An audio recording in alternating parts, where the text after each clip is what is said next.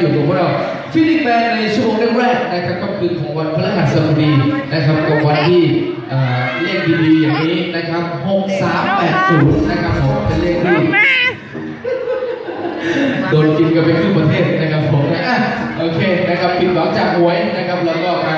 หาความหวังใหม่ต่อกับเบียร์ลาวของเรานะครับผมนะครับโดยเฉพาะเบียร์โปรโมชั่นใครที่มาในช่วงหัวค่ำบอกกันก่อนว่าร้านเรามีโปรโมชั่นเบียร์ด้วยนะครับผมเบียร์น้อยเบียร์ลาวกระป๋องน้อยนะครับราคา7,000 กีบก่อนเวลา 11 โมงทุกค่ำคืนนะครับมาใช้บริการกันได้นะครับผมนะครับก็มันเร็วๆกันหน่อยแล้วกันพร้อมจะเจอกับพวกเราด้วยนะครับใครมา 11 โมงกว่านี้เลยไปสัก1 นาที 2 นาทีนี่ก็ไม่ได้แล้วนะครับหมดเวลานะฮะเรา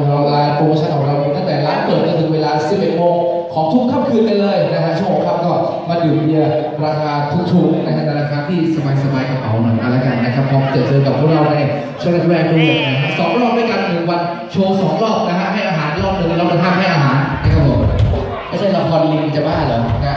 รอบแรกก็10 โมง 11 โมงรอบที่2ได้จัดมันๆกันให้เลย12 โมงถึงเวลา5 โมงครึ่งหัวเช้าเลยทีเดียว4 ชั่วโมงกว่านะครับผมเล่นกันเป็นเสียงอีสานกันเลยทีเดียวนะครับในช่วงสุดท้ายกันหน่อยแล้วกันเดี๋ยวจบเพลงนี้สุดหล่อทีมงานดีเจนะผมเพลงช้าๆซึ้งๆอีกสัก1 ผลงานเพลงแล้วกันครับ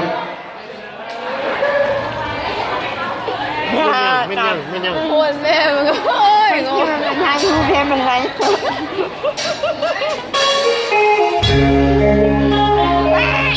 ถ้าเป็นว่าด้วยกันนะครับจบเพลงนี้ในสุดหล่อทีมงานดีเจสักครู่เดียว12 โมงกลับมาเจอกันใหม่กับพวกเราฟิตแบนด์ที่2จ้ะใช่ผมไม่ได้เจ๊ค่ะแค่ผมไม่ได้ไปทำงาน